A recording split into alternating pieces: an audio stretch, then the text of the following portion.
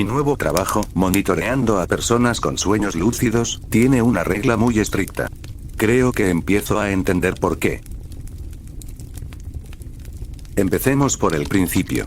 Hace 3 meses, acepté un trabajo como técnico polisomnográfico nocturno, técnico del sueño. No es tan sofisticado como parece. Trabajo para una empresa de investigación privada, uno de esos lugares con un logotipo elegante y minimalista y una gran financiación. El edificio es un cubo estéril de cristal y acero pulido escondido en un anónimo parque empresarial. Es el tipo de lugar por el que podrías pasar miles de veces sin darte cuenta. El trabajo en sí es, en general, increíblemente sencillo. Y el sueldo es desorbitado. Esa es la combinación que te engancha. Me siento en una sala de control de 22:6, rodeado de un semicírculo de monitores. La habitación se mantiene fría. La única luz proviene de las pantallas, que muestran una secuencia constante e hipnótica de datos. Ondas cerebrales, movimientos oculares, tensión muscular. Las constantes vitales de 6 u 8 personas que duermen profundamente en sus habitaciones privadas, tipo hotel, al final del pasillo. Nuestros participantes son todos voluntarios, a quienes se les paga generosamente para probar una nueva tecnología neurológica. Se trata de una elegante diadema plateada que usan para dormir. La versión oficial es que utiliza pulsos magnéticos específicos y frecuencias sónicas para ayudar a inducir y estabilizar estados de sueño lúcido. La compañía quiere comercializarla como la herramienta definitiva para la creatividad, la terapia y la exploración personal. Imagina poder navegar conscientemente por tu propio subconsciente. Las posibilidades son infinitas. Mi trabajo es ser el salvavidas de estos nadadores psíquicos. Observo sus signos vitales. Monitoreo sus patrones de ondas cerebrales en busca de la señal reveladora de un estado lúcido, una combinación específica de actividad de ondas gamma y alfa. Y lo más importante, estoy atento a señales de angustia, un aumento repentino de la frecuencia cardíaca, respiración rápida y superficial, espasmos musculares excesivos. Si eso ocurre, tengo un botón en mi consola que administra un sedante suave de acción rápida por vía intravenosa, despertándolo suavemente y finalizando la sesión. Fácil. Durante los 2 primeros meses, fue el trabajo más fácil que jamás había tenido. Pasaba la mayor parte de las noches leyendo, escuchando podcasts o simplemente viendo las líneas verdes caer por las pantallas como una cascada digital. Era tranquilo. Incluso aburrido. Pero siempre había una cosa. Una regla extrañamente específica e inflexible en el manual de procedimientos. Durante un estado lúcido estable, debemos realizar un registro de consciencia. Abrimos un enlace de comunicación unidireccional con la habitación del paciente. Un pequeño altavoz junto a su cama, diseñado para integrarse en el paisaje onírico como una voz incorpórea. El protocolo es estricto, un guión que debemos seguir al pie de la letra. Mi voz, tranquila y neutral. Aquí la estación de monitoreo. Hemos registrado un estado lúcido estable. ¿Me oyen? El paciente, que está soñando, casi siempre incorporará la voz y responderá. Su propia voz regresa a través de un micrófono de alta sensibilidad cerca de su cabeza, a menudo susurrante y distante. Sí, te oigo. Excelente. Por favor, mantén la calma. Esto es parte del proceso. ¿Puedes describir lo que ves en tu sueño? Esta es la parte clave. Sus respuestas suelen ser fascinantes. La gente describe volar sobre ciudades de cristal, hablar con familiares fallecidos hace mucho tiempo, explorar mundos extraterrestres. Es una visión surrealista y a menudo hermosa de la mente humana. Mi trabajo consiste en tomar algunas notas y dejar que continúen. Pero el manual tiene una contingencia. Una única respuesta extraña y alarmante. Sí, en respuesta a esa pregunta, el paciente dice, no estoy soñando. Estoy de pie sobre un océano, el protocolo es inamovible. No debo hacer preguntas adicionales. No debo involucrarme más. Debo presionar inmediatamente el botón rojo de terminación de sesión. Esto activa un sedante químico mucho más fuerte, no el suave, sino uno que frena su consciencia y lo lleva a un sueño profundo y sin sueños. Después, debo borrar el registro de audio del registro, eliminar los datos específicos de las ondas cerebrales de ese período lúcido y marcar el registro de la sesión con una nota simple y preescrita. El paciente experimentó lucidez paradójica inducida por angustia. Sesión terminada según el protocolo 4.11a. La primera vez que lo vi, estaba revisando registros antiguos en una noche tranquila. Un paciente de 3 semanas antes de que yo comenzara. Ahí estaba. La pregunta. La respuesta: no estoy soñando. Estoy de pie sobre un océano. Luego, la entrada del registro, sedado por angustia. Seguido de la nota oficial. Supuse que era un caso aislado. Algún fallo neurológico extraño y específico que el dispositivo podría causar. Tal vez desencadenó un miedo primario, una talasofobia codificada en nuestro ADN. El cerebro, en su estado de sueño, interpreta esta señal específica como un vacío real y aterrador, y la compañía solo quería desactivarlo antes de que causara algún daño psicológico. Tenía cierto sentido clínico. Pero luego lo volví a ver. Un registro de hace un mes. Luego 2 más de las últimas 2 semanas. Siempre lo mismo. La pregunta. Exactamente la misma respuesta, palabra por palabra. La cancelación. Los datos borrados. La explicación predefinida. Una vez le pregunté a mi supervisor, un técnico senior que llevaba aquí desde que empezó el proyecto. Intenté ser informal. Oye, estaba mirando unos registros antiguos y vi algunas terminaciones 411A. Eso del océano es bastante raro, ¿verdad? Ni siquiera levantó la vista de su tableta. Es un artefacto conocido del sistema. Un bucle de retroalimentación recursivo que puede crear un estado hipnótico específico e indeseable. El protocolo es para la seguridad del paciente. No te preocupes. Simplemente sigue el procedimiento. Su respuesta fue demasiado clara, demasiado ensayada. Era el tipo de respuesta diseñada para evitar que hagas más preguntas. Así que paré. Hice mi trabajo. Observé las líneas verdes y esperaba no tener que lidiar nunca personalmente con el protocolo 411A. Hasta anoche, el turno comenzó con normalidad. 6 sujetos, todos conectados y durmiendo a las 23. Las primeras horas fueron tranquilas. Iba por la mitad de un libro cuando, alrededor de las 2:15, se iluminó el monitor de la sala 4. Una hermosa y nítida firma lúcida. El paciente era un hombre de unos 50 años, primerizo.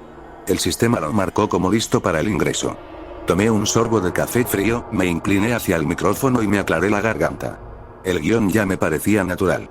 Aquí la central de monitoreo. Hemos registrado un estado lúcido estable. ¿Me oyen? Unos segundos de silencio. Entonces, una voz débil y entrecortada se escapó por mis auriculares. Sí, guau. Sí, te oigo. Excelente. Por favor, mantenga la calma. Esto es parte del proceso. ¿Puede describir lo que ve en su sueño? Tenía el bolígrafo listo y el blog de notas abierto. Esperaba la descripción de algún paisaje fantástico. En cambio, el silencio se prolongó. Podía oír su suave respiración. Su ritmo cardíaco, estable en el monitor, comenzó a subir un poco. Entonces llegó su voz, y era diferente. Más clara. Más aguda.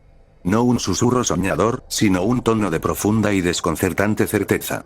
No estoy soñando. Estoy de pie sobre un océano. Se me formó un bloque de hielo en el estómago. Mi mano se dirigió directamente a la consola, con los dedos sobre el botón rojo de terminación de sesión. Era el momento. Mi primer 411A. Estaba a punto de pulsarlo. Para terminar, borré el registro y pasé el resto de la noche intentando olvidar la escalofriante claridad de su voz. Presioné el botón. Un pequeño pitido agudo resonó en la sala de control. En mi monitor principal, apareció un cuadro de texto. Nunca lo había visto antes. Error 7. Sedative Dispersal Unit, Pump Malfunction, R4. Manual Override Required. Se me heló la sangre. La anulación manual significaba llamar a la enfermera de guardia, que dormía en su oficina al otro lado del edificio. Eso tardaría al menos 5 minutos. 5 minutos era una eternidad. El manual también tenía una contingencia para esto, enterrada en los apéndices. En caso de fallo de dispersión, el agente de monitorización debe mantener contacto vocal con el sujeto, manteniéndolo tranquilo y orientado hasta que el personal médico pueda intervenir. No corte la conexión de audio. Me quedé atascada. Tenía que seguir hablándole. El corazón me latía con fuerza. Vale, dije, con la voz más temblorosa de lo que quería. Vale, solo mantén la calma. ¿Puedes describirme este océano? Estaba fuera de lugar, volando a ciegas. Su voz regresó, llena de una extraña y distante maravilla. Es infinito. No hay sol, ni luna, ni estrellas. Pero no está oscuro. Hay una luz suave y gris que viene de la nada y de todas partes a la vez. El cielo es del mismo color que el agua. No puedo distinguir dónde termina uno y dónde empieza el otro. ¿Estás en el agua? ¿Estás en un barco? Pregunté, intentando fundamentar la situación en algo tangible. No. Solo estoy, de pie. En la superficie. El agua está completamente quieta. Como un cristal negro. Pero no estoy sobre ella. Estoy por encima. Quizás a 3 metros de altura. Solo, colgando aquí. En la quietud. Observé sus constantes vitales. Su ritmo cardíaco era elevado, pero constante. Su respiración era lenta y regular. Según los datos, no estaba en peligro. Estaba completamente tranquilo. Pero el reglamento, el protocolo, la advertencia del técnico superior, todos gritaban que esto estaba mal. Esto era peligroso. ¿Ves algo más? Pregunté, con la voz apenas un susurro. ¿Tierra? ¿Hay más gente? No. Nada. Es solo el océano. El cielo gris. Yo. Se extiende eternamente en todas direcciones. Es el lugar más vacío y más tranquilo en el que he estado. Hizo una pausa. Espera. Tenía los nudillos blancos al agarrar el borde del escritorio. ¿Qué es? ¿Qué ves? Hay algo ahí abajo, dijo. Su voz perdió la serenidad, reemplazada por un dejo de curiosidad. Debajo de mí. En el fondo. ¿A qué profundidad? No lo sé. A kilómetros, quizá. Es solo una forma. Una oscuridad en el agua negra. Es difícil distinguirlo. Estaba inclinada hacia adelante, con la cara a centímetros de la pantalla, observando las delicadas líneas verdes de su electroencefalograma. Fluctuaban, un nuevo patrón que no reconocí energía. ¿Se mueve? Pregunté. Sí, susurró. Está subiendo. Viene hacia mí. Su ritmo cardíaco empezó a subir. 80 LPM, 85, 90. Vale, necesito que mantengas la calma, dije, mi propia voz delataba mi pánico. Es solo un sueño. Tú tienes el control. Te lo dije, no estoy soñando, insistió con voz tensa. Se está acercando. Es grande. Tan grande. La forma no es la correcta. Es, Dios mío, tiene tentáculos. Cosas largas, lentas y enroscadas que se extienden desde una masa central. Es enorme, debe ser del tamaño de una montaña. Su respiración se entrecortó. El monitor mostraba que sus músculos se estaban tensando. Estaba empezando a entrar en pánico. La enfermera seguía sin responder a mi llamada. ¿Qué está haciendo? Pregunté, sintiendo una necesidad mórbida y aterradora de saber. Está subiendo. Tan despacio. La oscuridad es tan negra. Una negrura perfecta que engulle la luz. Pero, espera un segundo. Algo está cambiando. ¿Cómo está cambiando? A medida que se acerca a la superficie, se hace más pequeño. O se contrae. Se está retrayendo. Los tentáculos se retraen, fundiéndose de nuevo con el cuerpo principal. La forma se simplifica. Ya no es una montaña. Se vuelve más lisa. Más definida. Su ritmo cardíaco se estabilizó. El pánico en su voz se apaciguó, reemplazado de nuevo por esa maravilla inquietante. Ya casi está aquí, susurró. Está justo debajo de la superficie. Puedo verlo a través del agua. Ya no es un monstruo. Es una persona. Sentí una oleada de náuseas. ¿Una persona? Sí. Es un hombre. Simplemente está flotando ahí, justo debajo de la superficie, mirándome. Está completamente quieto. El agua es como una lámina de cristal entre nosotros. Una larga pausa. Mi propia respiración sonaba como un huracán en mis oídos. Entonces dijo, ¿me está saludando? ¿Saludando? Sí. Un saludo lento. Con una mano. Como si estuviera diciendo hola. Oh. Adiós. Se quedó en silencio por un momento. Pude oír un leve y confuso sonido proveniente de él. Eso es extraño. ¿Qué es? Pregunté con la garganta seca. ¿Qué es raro? Lo conozco, dijo el paciente, con la voz entrecortada por la confusión y la incredulidad. Reconozco su cara. Se parece al hombre de la habitación 7 de la semana pasada. El mundo se paró. No sabía de qué hablaba. Se supone que los pacientes no deben verse.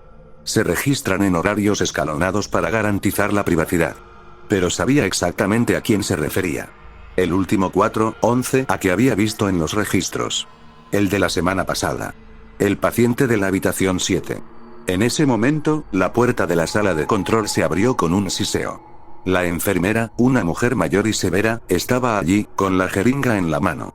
Mi busca estaba en silencio, se quejó. ¿Cuál es el problema? Señalé el monitor de la habitación 4, sin poder hablar. Ella revisó sus constantes vitales, vio las señales de socorro y se dirigió a su habitación sin decir nada más.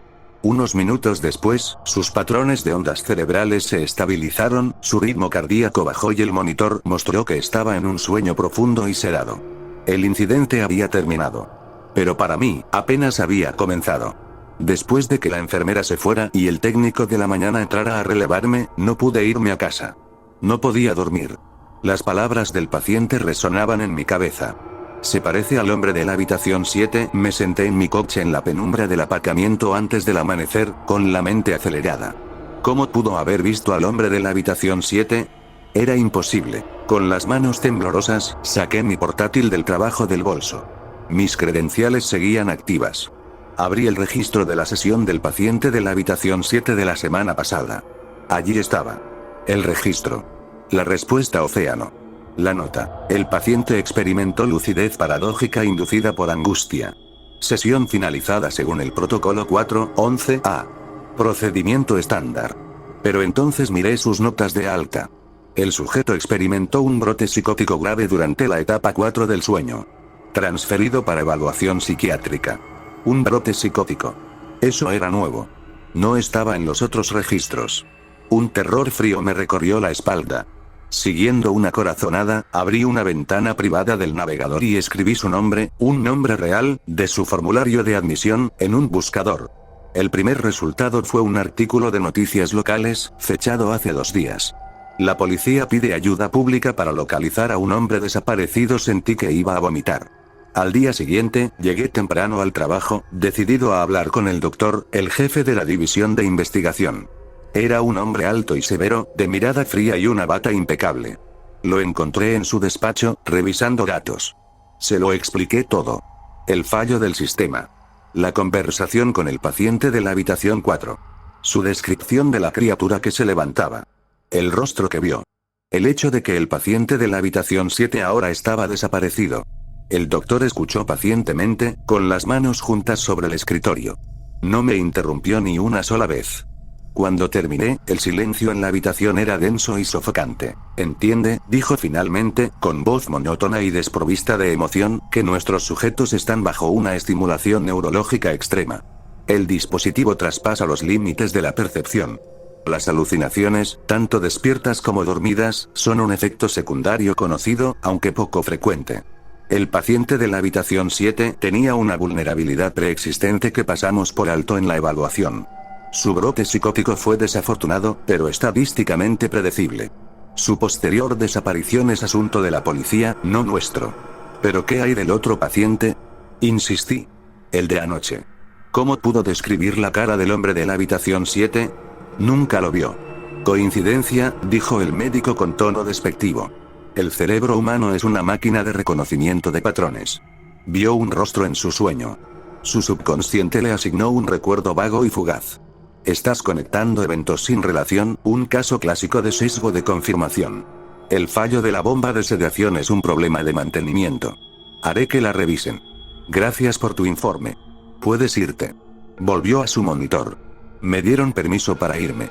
Pero no podía dejarlo pasar. Estaba mintiendo. O, si no mentía, estaba ciego voluntariamente. ¿Coincidencia? No. La claridad en la voz del paciente, el detalle específico, no era coincidencia. Esa noche, en mi turno, hice algo por lo que podrían despedirme, o incluso procesarme. Usé la contraseña del técnico superior, que le había visto escribir cientos de veces, para acceder a los registros de diagnóstico y calibración de nivel profundo del sistema. Ni siquiera estaba seguro de lo que buscaba. ¿Un archivo de programa? ¿Una subrutina extraña? Me llevó horas rebuscar entre interminables carpetas de código y datos cifrados. Y entonces lo encontré. Un subdirectorio oculto en la secuencia de calibración inicial, la que se ejecuta durante 5 minutos mientras el paciente se duerme. La carpeta estaba etiquetada como integración FF, dentro había una subrutina de aspecto inocuo. Su descripción decía: inyecta un marcador de familiarización para facilitar la transición al estado lúcido. Presenta subliminalmente una cara tranquilizadora y amigable para reducir la tensión psíquica. Se me heló la sangre. Había un archivo de registro adjunto a la subrutina. Una lista de archivos de imágenes, fechas y números de identificación de pacientes. Hice clic en la entrada del registro del paciente de anoche, el hombre de la habitación 4. La secuencia de calibración se había ejecutado a las 22:48. Y a las 22:49 había mostrado una sola imagen durante 150 milisegundos, justo por debajo del umbral de la percepción consciente. La imagen era de baja resolución. El sistema toma automáticamente una imagen fija de la cámara de la habitación en el momento de máxima lucidez, para el etiquetado de datos. La imagen inyectada en el cerebro del hombre de la habitación 4 era la imagen fija del paciente de la habitación 7 para el etiquetado de datos.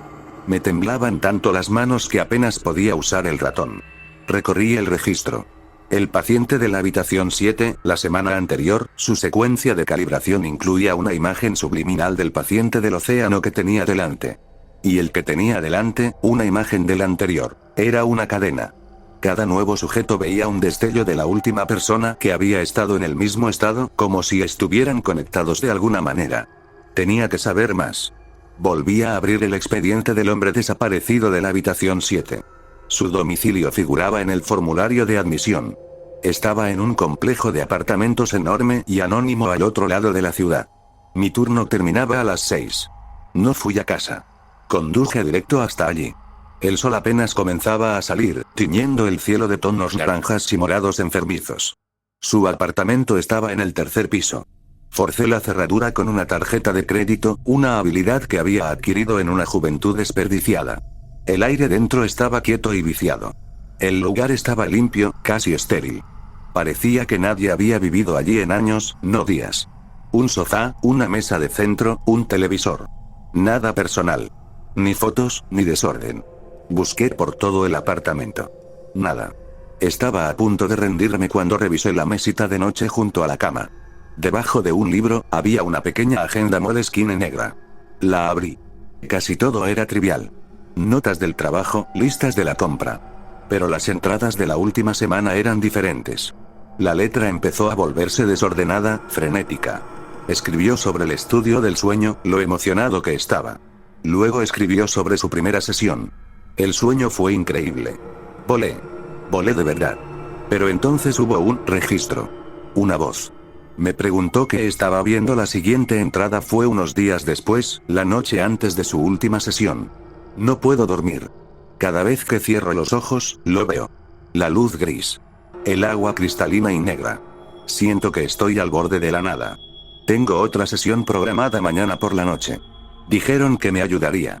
Les conté el sueño y simplemente sonrieron y tomaron nota. Luego, la última anotación. Parecía garabateada en mitad de la noche, justo antes de que desapareciera. El bolígrafo se había clavado en el papel. No lo entienden.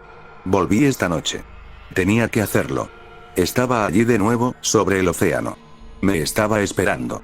Surgió de las profundidades, igual que antes. Tan enorme y horrible. Y entonces se hizo pequeño, se convirtió en él.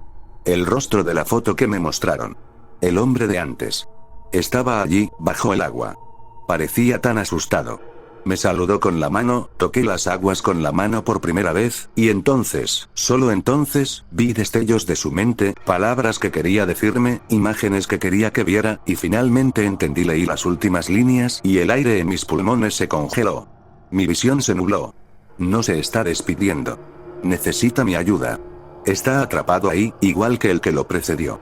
Todos pidieron ayuda, todos intentaron traspasar los límites del sueño, y esa cosa en la que nos meten, nos hace soñar.